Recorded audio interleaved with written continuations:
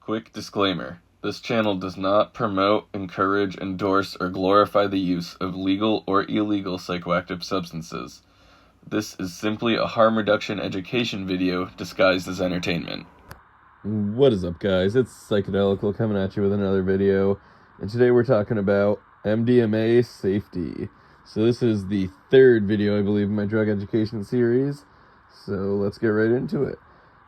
The first thing you gotta know, if you are thinking about trying MDMA, Molly, Ecstasy, whatever you want to call it, is it is an addictive substance. Some people will try and claim that it's not chemically addictive, which may be true. I'm not 100% sure on that, but it is most certainly a mentally addictive drug and should be treated with the respect it deserves. And the other thing that you're going to want to know is that if you're taking any medications regularly or you have pre-existing health issues, you should do some more research into your specific case before trying MDMA, because it can have some drug interactions that we're going to talk about later in the video. And also, if you have heart issues, it could be dangerous for you to take MDMA or other issues with your body that may be personal. So, first thing you're going to want to do when trying MDMA, if you've decided that you want to try it, is do your research. Research the drug. Research if it's faked. Research how often it's faked. Research if you need to test it, if there's a way to test it. Look up what the TD and LD 50 are. So a TD 50 is a toxic dose 50, which means 50% of the people that took this dose of this substance experienced toxic effects, and the LD 50 is the lethal dose 50. So 50% of the people that took this dose of this substance experienced death, or they died. So, and one thing that I will say for your research section, or when you're trying to buy MDMA, is do not take ecstasy presses or the pills or anything. Buy crystal MDMA and test it thoroughly. Do not take an ecstasy press, because even if you use a test kit on it, sometimes some of the dyes and fillers that they use can disrupt the test kit and make it hard to see exactly what color that your reagent has turned. So do not take ecstasy presses of any kind. So, next thing that you're going to want to know about is safe sourcing. Now, this one's a little bit of a harder thing to do. You just have to find the right person. Don't go on TikTok or Instagram or Reddit or anything like that and try and find dealers. You're likely going to get scammed. Don't be an idiot. Don't be that guy. Buying test kits, you can go to dancesafe.org, or they might not sell test kits, but dancesafe.org and bunkpolice.com. I'll have them linked in the description down below, but those are both great sources for test kits or scales that you're also going to need if you want to try MDMA, because you're going to need to weigh your dose yourself. I don't care if you got a capsule that somebody said, yeah man, there's 200 milligrams in there. You don't know. Weigh it yourself. And always test it before you ingest it, please, because the last thing we need is just more bad names or bad rap for the substance, because it's really quite an incredible thing when used appropriately and responsibly. So, the next thing I'm going to say is you can just eat the Molly, or you can, I don't recommend it, but you can insufflate it, you can boof it. You can take it sublingually, which would be terrible because it tastes disgusting. Like, imagine you were chewing on one of those chlorine tabs for an above-ground pool that you put in the little filter thing. Like, ew, oh my god, it's disgusting. So, I would recommend getting capsules to put your MDMA in, so you can just take it like a pill and not have to taste it. So, your dose, once you've gotten your MDMA, you've tested it, you know you have real MDMA, you're getting ready to weigh your dose, and you have capsules to put your dose in, your dose should be 1.5 milligrams per kilogram of your body weight. Now, this is just a general reference point. See, I'm a bit of a larger dude. I weigh 118 kilograms. So my standard dose from that formula would be 177 milligrams. Although that's probably a little bit high, and I could probably take a little bit closer to 150 milligrams and be just fine. But either way, that's just a good reference point. And unless you claim to weigh 1,000 pounds, it's not gonna kill you using that reference. So the next thing I want to talk about is, while you're rolling, you should be drinking a lot of water and optionally taking supplements. So we'll get more into the supplements later in the video, but just know that there are a lot of supplements you can take to help protect your brain from some of the neurotoxicity involved with taking MDMA. And you can also lessen the hangover, which is desirable, believe me. So the next thing I want to talk about is set and setting. So MDMA lasts about 6 to 8 hours, I would say. There's a super long come up to it. It's like a 2 or 3 hour come up, and then you're rolling for a good 3 to 4 hours, and it's great. And then it drops really fast. Like, you just lose most of that so quickly in like 30 minutes to an hour, in my experience. So in my opinion, it's honestly best to have it timed, or try and time it so once you drop off and you're coming down on the Molly, you can just kind of go to bed, because that come down feeling just kind of sucks, and going to bed is much better. So the next thing is no redoses. So when you're coming down on the MDMA, it's just this automatic instinct almost to take more, but you have to resist it. You shouldn't take more. You should just let yourself come down. But the hangover the next day and the come down will be way worse if you do redose and take more. So always just take your dose. And some people like to take a little booster, but I even think that's unnecessary. Just take your dose, ride it out, and see how it goes. But you guys do you. I'm just here to tell you how to do it safely. And speaking of safely, this is one of the biggest parts of safety, is the drug interactions. So MDMA has some drug interactions, and I've split them up into 2 different categories, and I'm not going to go over every single drug that could possibly interact with it, but I'm going to tell you the stuff to avoid. So the 2CTX series of drugs is potentially dangerous with MDMA, and it can definitely cause some unwanted effects on your body and damage to your brain. Anything 5-MeO tryptamine, so that could even be melatonin, should not be taken with MDMA, because that could also have unwanted effects. That goes for 5-methoxydimethyltryptamine, which is the bufo-alvarius toad DMT. 5-MeO tryptamine, which is melatonin. It could be anything from that series, but just avoid those drugs. Cocaine is also a dangerous mix with MDMA. I've definitely heard of a lot of people mixing them and being just fine, but it has the tendency to make the come down a whole lot worse, because both of those come downs suck, and you do not want both of them at the same time. Caffeine has potentially dangerous interactions with MDMA. This one's a little bit lesser so, but it's still a stimulant, so just mixing stimulants can be a little dangerous. Alcohol and MDMA can cause serotonin poisoning very easily. Again, a lot of people do it and get away with it, but it can just be dangerous, so I'm here to let you know that.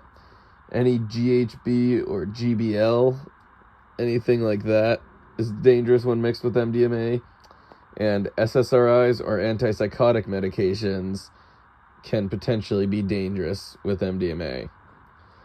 And now we're going to get into the next section of drug interactions, the potentially deadly drugs.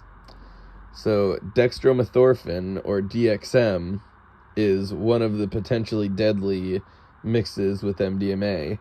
I don't personally know why anybody would ever take DXM to trip. I've never tried it, so I guess I can't really diss it, but I just wouldn't really have any interest in trying that personally.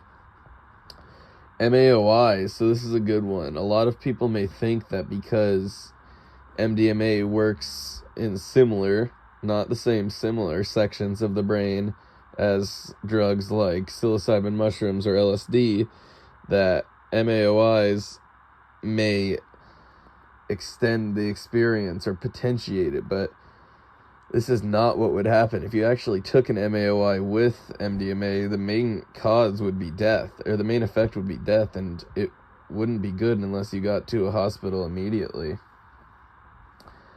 SSRIs and antipsychotic medications, again, mixed with MDMA, could potentially be deadly if you have taken a high dose of both or have been on your SSRIs or antipsychotic medications for a long time. Again, I didn't cover every single drug that's in that category, so do your own research on what you're personally doing. The last drug interaction I have on here is tramadol. Tramadol and MDMA are potentially deadly together and should not be mixed under any circumstances. Alright, now that we've gone through the drug interactions, let's move on to how often you should use MDMA. Using MDMA isn't really supposed to be something that is happening often or even like monthly. It should honestly be every 2 months, absolute maximum. And you hear about some people that take MDMA almost weekly, and let me tell you something, they always feel like shit when they're not on MDMA. MDMA probably doesn't hit them the same anymore, and they're just like soup for brain. Like, you can't abuse MDMA in that way. It's an exceptional substance when used properly, but it can have devastating consequences when abused. And so, speaking of it being an exceptional substance, let's get into the effects. So the effects consist of just general euphoria and love for everything. Everything feels perfect, kind of like the world has never been better. And by the way, these are not necessarily the effects you will experience if you take MDMA. These are simply my own personal effects that I've experienced. I don't know, I haven't done MDMA much, just because it's not supposed to be used too often, but it's just this magic, there's something magic there, and it's just such a different experience than anything else. It's a very, very loving and accepting experience, but it's also got this kind of energetic and like touchy-feely edge to it. But music sounds incredible on MDMA. That's one thing that everybody talks about. You're definitely going to want to talk with people. You'll be very chatty. But that's pretty much it for the effects. I mean, there's some physical effects like the gurning or lockjaw that you've heard about, or most likely heard about, but that's really not that much of a concern if you have real MDMA and you don't take too high of a dose. It may happen a little bit, but not much. And the next thing is, like, MDMA is not a psychedelic trip. It's not a psychedelic, in my opinion. There's definitely something to be gained there, similar to a psychedelic, but in itself, it is not a psychedelic. And the last thing I have to say for preparing for your MDMA use is have mental restraint. And this is like, MDMA can make you make some questionable choices with some questionable people that you wouldn't necessarily want to associate yourself with, but you're on MDMA and you think you love them. That's all I'm going to say on that. But just have mental restraint on your actions, emotions, and anything like that. Alright, so now we're going to get into the supplements. So the first supplement that I'm going to talk about is one called 5-HTP. 5-HTP is used before and after the trip, and it's a serotonin precursor for your body, and it helps restore serotonin once you drain it all, rolling your dick off all night. The next supplement is vitamin B6. You take this with the 5-HTP, and it helps the 5-HTP convert into serotonin in your system to replenish what you've just lost. And the next one I have to talk about is L-tyrosine. I hope I'm not mispronouncing any of these, by the way. So L-tyrosine is before and after the trip, and it's pretty much like, or the trip or the roll, it's pretty much like the 5-HTP, but instead of serotonin, it restores dopamine. And that's another thing that MDMA is going to burn up, is all your dopamine, so you're going to want to restore that. The next thing is antacids. They are kind of a pre-trip thing. You take them, and there's less MDMA broken down by your stomach acid, so more of it gets absorbed by your intestines. And that essentially just makes it a little bit more potent. The next one is a big one, magnesium. So you're going to want to take magnesium before and the days after the roll. So magnesium is a big one because it helps with that gurning and jaw clenching. And it's also an NMDA receptor agonist. And what an NMDA receptor agonist does is it brings your general stimulant tolerance down. So since MDMA is a stimulant, it will hit you a little harder, hopefully. So the next one is, I've got 3 supplements in the same category, so we're going to go through them real quick. Alpha-lipoic acid, vitamin C, and acetyl L-carnitine. These are all post-trip. These are antioxidants that protect you from the neurotoxicity and protects all your little neurotransmitters from being depleted of too much serotonin. So now that we've gone over the supplements, we're going to get into testing. So to test your MDMA, you are going to need about 4 or 5 reagents. So the reagents that you're going to need are Marquise, Simons, Freud, Lieberman, and Meeks. So you don't need all of them, but you're going to need at least 4 of them. So the Meeks is the one that is optional. So now that we've established that, and you can pick those all up at the links in my description below. I'm not sponsored, but they're great brands, Bunk Police and Dance Safe. So now that we've gone over that, we're going to go over the testing results. So your Marquise reagent, when it comes into contact with MDMA, should instantly start to fizzle to black. If it does anything else, like turns a weird different color than turns black, it's probably not MDMA. It should fizzle straight to black. Simons will turn dark blue when it comes into contact with MDMA, and Simons is actually the one that can differentiate between MDMA and MDA, so that is definitely essential to have. So the next one is Freud. That's going to go straight to black. Lieberman will be kind of brown, like brownish, when tested on MDMA. And the Meeks will go straight to black as well. Alright, now that I've covered all of that, all I can say is, guys, be careful out there. MDMA is an exceptional substance when used properly and appropriately. And the most important parts is the supplements are all optional. They just kind of help you with the come down and might make it hit a little harder. But you don't need them. The most important parts are have fun, weigh your dose, test it before you ingest it, and remember to stay hydrated. You need to drink water when you're rolling on MDMA. But don't drink too much water because that could also kill you. Anyways, on that note, it's been a great one, guys. I hope you guys are having a great day.